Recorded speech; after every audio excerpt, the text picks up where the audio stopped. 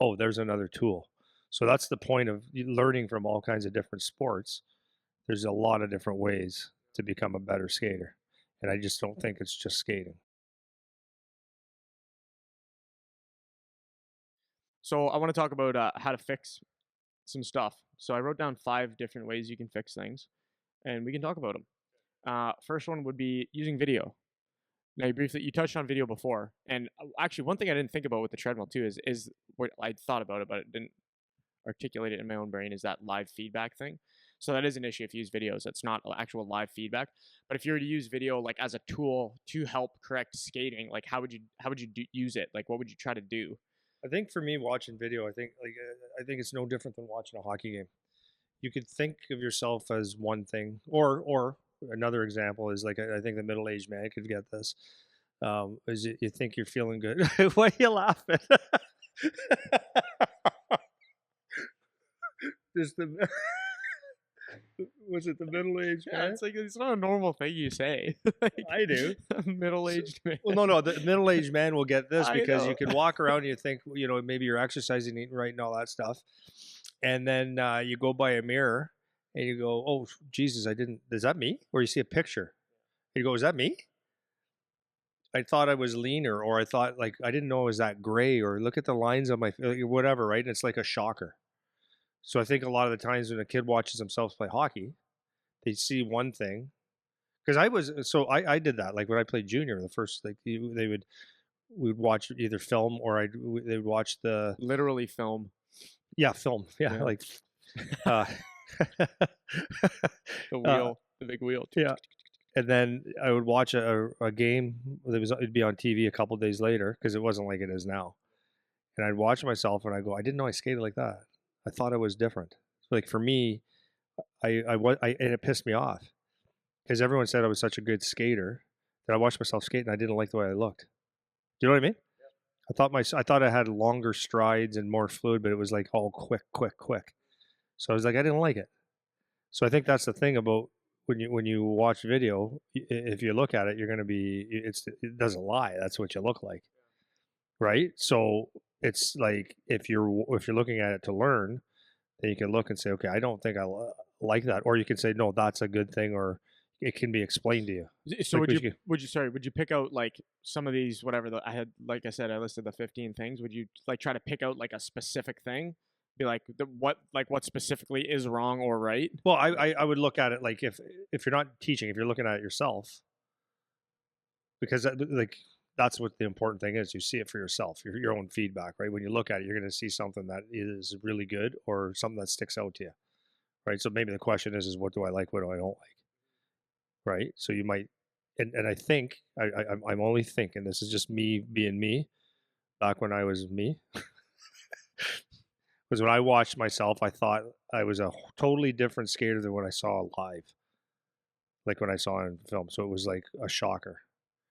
And so if I had the ability to work with someone like, whatever, I would know that this could be an issue or this couldn't be an issue. So now when I look at that now, like this is hindsight now, when I look at my skating style, now I know what I could have done to fix it. Now I realize that my hip flexors were like steel cables, right? They weren't flexible. They didn't have that drive because who knew? But that's something that I knew. Okay, that's something I could fix, and that's probably all I would fix about my skating. I was very agile, like whatever, but I would have worked on that. So that would have been good feedback for me. Yeah. So you would say that if I'm trying to use it as a tool for skating specifically, watching, then I'm trying to see, if you're younger, obviously it's harder. If you're old enough to know, or if your dad trying to help, or mom trying to help, or coach trying to help, whatever, you're trying to pick out like, is there a specific, what specific piece of feedback could I give this kid, and where can I show them that they did it wrong or they did it right or whatever? Is that kind of how you would Yeah, use the tool in yeah, that way? Cool. yeah. How about like it goes to my example earlier, right? It's talk about this all the time in drills. I'll have a drill where as you're coming out of turns and stuff, like my number one thing after that is like you need to get your 2-3 quick steps in, whether it's a crossover or accelerating. And when we do the drills, you're always telling them, move the feet, move the feet, move the feet. And it's like they hear you and they actually think that they are doing it. But then we're looking at, no, you got to move your feet because they're not moving it the way they should, or they're not moving them. So that if they see it live, they go, okay, I actually have to start moving my feet. I see it now. So it's, yeah, picking out little things, right? Um, I think my next one would be that doing like actual drills or skill specific stuff. I'm gonna plug the your video stuff that you have online. So that's another thing that you get members get on the website. So if you go, we have like a videos tab you can click on, and it's you doing all the teaching and you doing all the drills that you recorded back in the day. Yeah, it's only five And years ago. yeah, and it's all of this stuff that we're talking about. So it's like actual like skating mechanics drills that you can do, um, and that you can follow with all the teaching. Like you're explaining it right there, showing how to do it and all that kind of stuff. So that's a great tool because a lot of times you go to the whatever skating coach or the treadmill guy or whatever, and you're not actually getting as much the teaching points as you would like. So not only is it save you a bunch of money doing it this way, but you're actually going to get you teaching it, which you're going to get the quality of Yeah, it I there. would really suggest, I almost forget about that sometimes. Is like there's some probably probably an hour to two or more of just skating. And if people followed that, they'd be better skaters. And that's just, I like doing it. Yeah, and you can focus Yeah. on the specific Yeah. things, whether it's the straight skating, So when it whatever. comes to skating, like I actually think like it's a crazy thing to say because everyone says that skating is the most important skill in hockey. If you can't skate, you can't play, which I debate. But if that's important, when you should spend time doing your own skating, right? You really should. And that's where I learned everything is like on my own. Like very little that I learned from someone explaining shit to me until I got to a point where I could ask questions and like knew what I was wrong with me. Like I was a very I don't want to say self-taught, but that's what it was. It was, I'd go out on the outdoor rinks, which everybody doesn't have, but there's other ways you can do things and just feel what my body felt like. So I use this a lot. I used to watch a game on Saturday night and on Hockey Night in Canada, I'd see whatever player do a thing, and I'd say, "Oh, I want to work on that," and I'd just go to the rink and work on that. I remember doing skating, and just like in my head, I was just making the mind muscle connection on strides, turning, crossovers, and everything. I think people should spend more time with that. So, anyways, go back to that. If you do go to the video session on our things and just look at the skating mechanics side of it, you'll have some really good stuff that is very, very beneficial. Yeah, and I think that's actually a good point too. Like winter's coming up, you'll have outdoor rinks and stuff around, and if you don't, you can still use rollerblades. You can do those things. It's not 100%, but it's enough to get the gist of what's going on. For a lot of the drills, anyways. Next thing you just said it too is that developing that muscle memory. So that's just like the repetition over time, like making the good habits automatic. It's like you can go like this is what I say. I remember doing shooting lessons with kids, and once they were old enough, because sometimes you'd have kids that they shouldn't even be here because they're just too young. But once you have kids that are old enough, like the idea would be you come for a lesson and then you go shoot a million pucks after the lesson. That's why a lesson is good. You know, if you shoot 200 pucks when you're with me at the lesson and then you don't touch any pucks until the next lesson, the improvement's Or not you going to shoot come. only another 200. Yeah, right. It's like you need to do the repetition, man. Like ingrain the habit, ingrain the movement pattern, and it takes a lot of time, man. It takes a lot of time. So you have to actually put the work into doing it on your own because you can't get enough work. Like you're not going to pay for enough time ever than what you could do if you just did it on your own, you know? So get your teaching points, whatever, if you want to use a lesson for skating or whatever, but then you need to do the repetition on your own to get that automatic feel, right? That's the best way, at least. Then you can do your individual private coaching, which I mean, back to the video thing too. It's like that's basically what you're gonna end up getting. It's like it's private coaching. It's you're not gonna get the real live feedback, obviously, but that's what you would hope for. Um, Well, you'll know when you get it right. yeah, right. And then, but regardless, if you were to go pay for individual private coaching, that's a way you can do it, provided that whoever you have coaching actually knows what they're talking about and it's actually going to be worth the money because obviously that can be Some guys expensive. are real good. Some guys, girls, really good. Yeah, Some are just a waste of time. yeah. And then the last one, I want to spend a little bit of time on this one is the off ice stuff. So this could be the skating treadmill, yes, but the gym.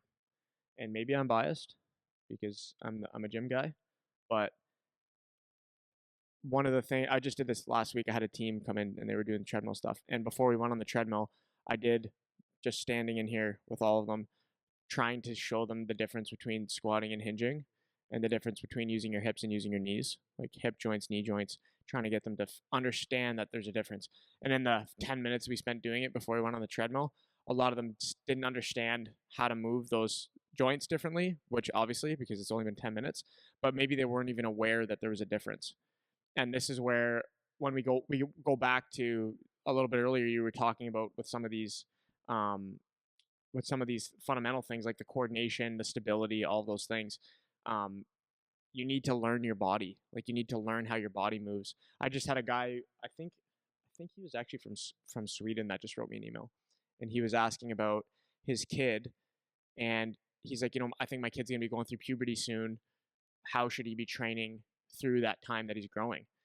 And to me, it's like, be in the gym. Like, keep doing your squats, keep doing your deadlifts, keep doing your big moves, your pushes, your pulls. Like, do those things in whatever capacity you have access to them. Because as you're growing and things are changing, you can change with the change if you continue to do those things, right? So off ice stuff is a really good place where you can start to feel like, where's my weight on my feet? You can start to ask these questions in a very controlled environment. What am I feeling this in my glutes? Am I feeling it in my back? Am I feeling it in my quads? Where am I feeling that the tension?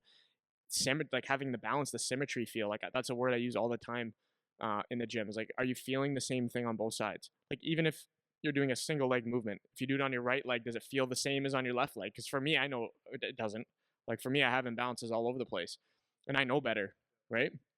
So you can use it as a play. That's the way I frame it for guys. It's like, use it as a playground to figure out how your body works and how your body moves. And I think that is like the biggest bang for your buck thing you can do for skating in general, is learn how to move your body off the ice by doing like some of these basic movement patterns. And even for what you were saying before, is like, just let your kid go do things where they're being an athlete. That's the first thing when you talk about that long-term athletic development plan, right? It's like, that is number one, is like, be able to move, right? Be able to move in all directions, be able to move on one leg, be able to do things that make you athletic. That's going to be the base of your skating posture, that athletic posture. If you don't know how to get into that and sit into it comfortably, then if we jump right onto the treadmill, or you jump onto the ice and you don't know how to do that, then it's going to be harder to explain now that you have to balance on skates while you're gliding than when you're just on your feet and balanced and feeling stable. So it's just a good place to work on that stuff. Yeah, my biggest thing, obviously, to be a good skater, you do have to skate. So, like, obviously, right? But if it's the only thing you do and you fix everything on the ice, or you try to fix everything on the ice, or if you think doing more of something is going to be better, if for some people maybe that's true, but I would say, by and large, there's many different ways that would make your skating better. Not because you're working on skating, because you're learning about your body, you're learning about how to move properly, as you said. So I think not always, I think it's very, very important that kids play sports other than hockey, just to just to move differently, just to take a break from your quads and your lower back and all that stuff. That's number one. But just to be an athlete, there's a lot for me. For me, there's a lot to be said about just being an athlete, playing different sports, and beating a dead horse here. That just should just make sense. But I think when we're looking at fixing solutions, it's or yeah, fixing the solution, having solutions to fix your skating mechanics, or to make yourself, well, let's go with making yourself faster, right? So we'll isolate it and say, we want to be a faster skater. Can you fix it just by skating faster? Like, what does that mean, right? If you're a runner, you want to run faster. Do you push hard? No, you're pushing as hard as you can. You're going as fast as you can.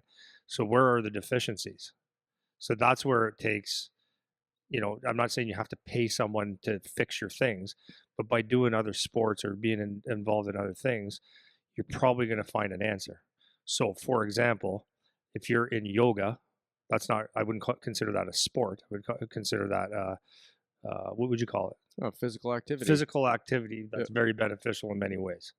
That's a longer way of saying it.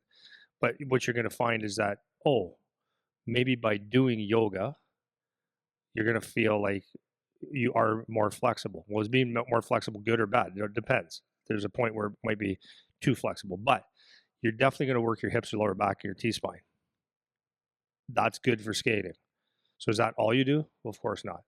So, but maybe just being more flexible in your hip flexors and your lower back and your core, like we were talking about, maybe that's enough to have your body, have that knee drive better. That might be the game changer for you, right?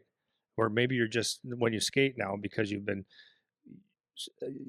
getting into the yoga and your limbs are a little bit looser. Maybe that just makes you more fluid on the ice. That changes everything, right? So there's one, right? Okay, so but yoga's not a fast movement. Well, what is track? Maybe that's the thing. Maybe it's because now a coach will explain to you like for running. So like